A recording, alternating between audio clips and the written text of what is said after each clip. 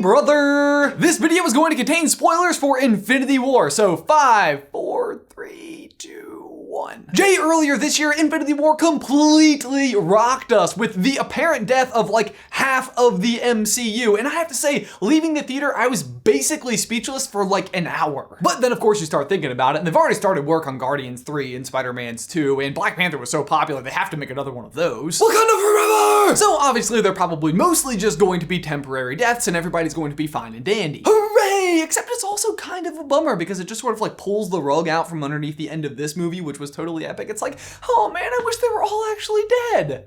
Wait, but then of course we can also remember that not everyone who died because of the snap. Like Loki and Gamora died on their own terms, so at least they're still gone. Except the more I think about it, the more I'm pretty sure Loki isn't dead and is actually the Hulk.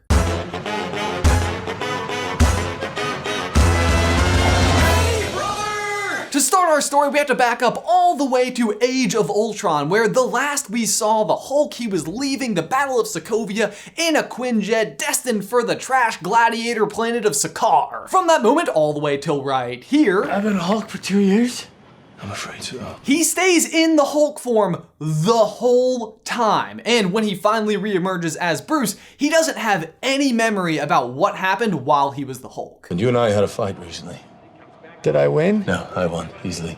Doesn't sound right. Well, it's true. Does not remember, and this is important because the last we see him, he is with the Asgardians headed for Earth in Hulk form. This is a journey that you wouldn't think would take that long. But apparently in the time it takes to get there, Thanos has already attacked the Starforge, this place, which no longer has the protection of Asgard because the entire planet was destroyed by this guy. He had the gauntlet built, destroyed Xandar, and recovered the Power Stone. Very efficient guy. Also possible that he started working on some of this during the events of Thor Ragnarok while Thor's sister was running the roost. Either way, the point is they don't make it to Earth, and their journey is interrupted by Thanos and his children.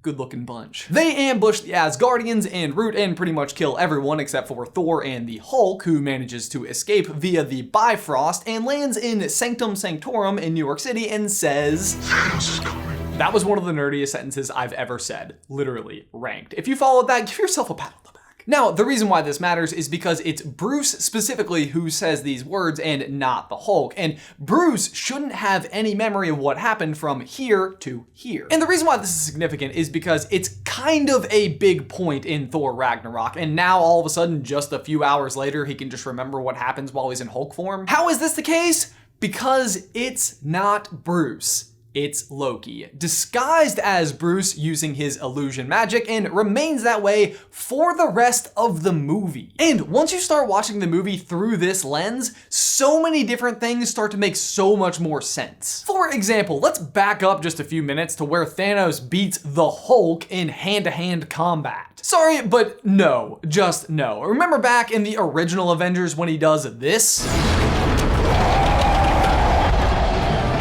And just a few hours ago, his time when he does this.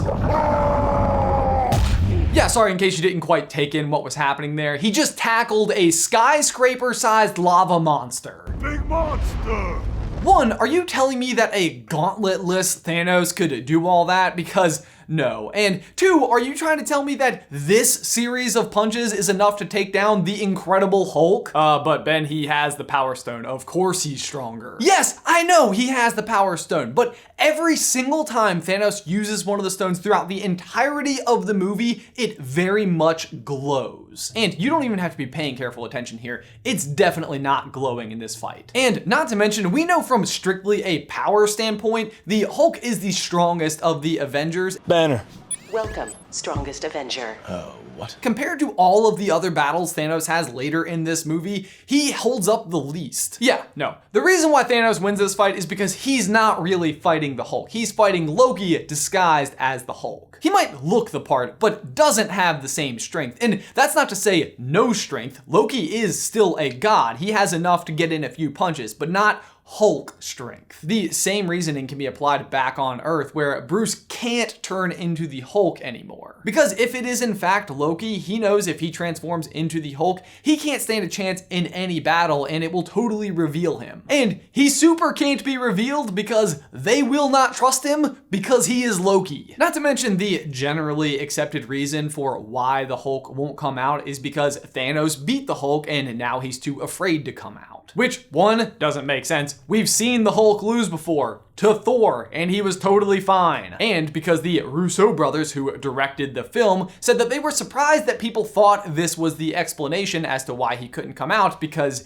it's not the explanation as to why he couldn't come out. And let's also talk about some of the stuff that Bruce just says while he's in the Sanctum Sanctorum. He invades planets, he takes what he wants, he wipes out half the population. The attack on New York, that's him. I'm sorry, how does Bruce know all of this information? I don't think he does, but you know who might? Loki. Also, this really covers his own tracks. Like, no, not Loki, it wasn't him, it was Thanos. He's the real villain. But I'm sure you're wondering, what about the Loki that we did very much see die on the ship? They even go so far as to have Thanos say, "No resurrections this time." which is kind of like the writer saying like, yeah, no, for real this time. And like, they really want you to believe it. They even have Thor say it again later. Well, he's been dead before. This time I think it really might be true. Doubling down on Loki being dead twice. We know what's really going on here. Nope, I'm not buying it. We know that Loki can be in 2 places at once, or even 12 if he wants to. It's like his most basic trick. And this is where there is a little bit of a problem. Typically when it's not actually Loki, we know it's not actually Loki because he isn't tangible. Thor even tests this at the end of Ragnarok by saying, If you're here, I might even give you a hug.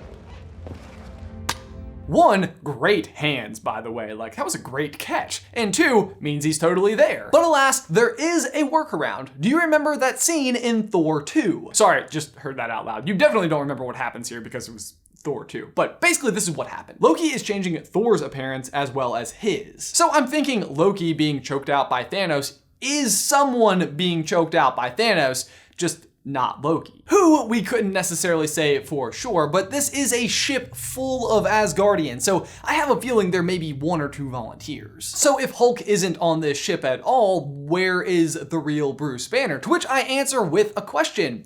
Where is Valkyrie? In case you need a refresher, this is Valkyrie.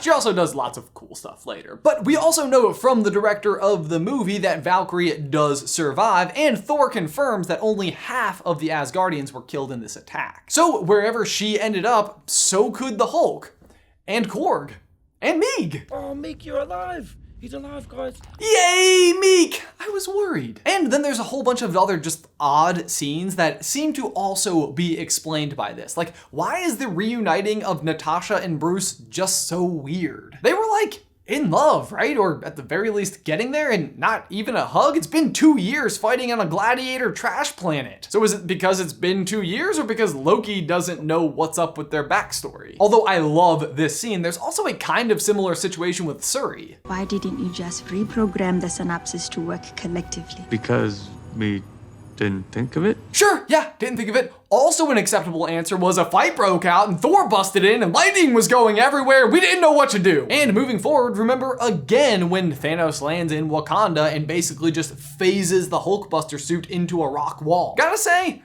he looks pretty stuck. Like he is a part of that rock wall from now on and forever. And yet, 2 minutes later, there he is, still in the Hulkbuster suit. Like, at the very least, I could see a situation where he could like wriggle out of a hole or something, but the whole suit? How? The suit is busted. It's missing an arm. There's no way he gets out of that rock wall unless he's Loki and can literally just phase out. Guys, I can't tell you how much I hope this theory is true. Like, even going back to our review, I think the one remark I had about the entire movie was that I thought Bruce Banner was just off the whole time. I would just say Mark Ruffalo's character, or Bruce, I was like,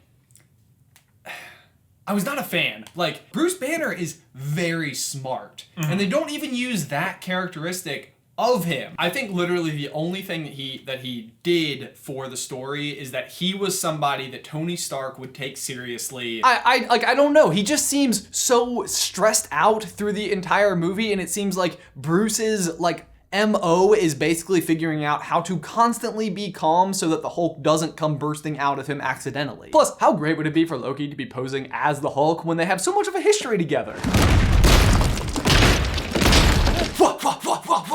So the biggest thing to me, and the biggest question I had attached to this theory, is that if it is true, what is the implication? Like, what does it mean if we still have Loki on our team? And the answer, I think, is Thanos' one true weakness: his daughter, who he had to kill in order to accomplish his goal. If Loki is still alive, it means they can use Gamora against Thanos. But surprise, instead it's Star-Lord who shoots him in the face. Roll credits. I love it. But Jay, my question for you and everyone else is, what do you guys think? Is it possible? Could Loki still be alive? Be sure to leave all of your thoughts in the towel section down below. But guys, as always, thanks for watching. Be sure to like this video and subscribe to the channel if you haven't already. And if you'd like to see some more Marvel action from us, you can click right here to see me and Jay's full-length review of Infinity War, or right here to see us rank all of the Marvel movies. But Jay, that's all I've got for you today, man. I will see you on Tuesday.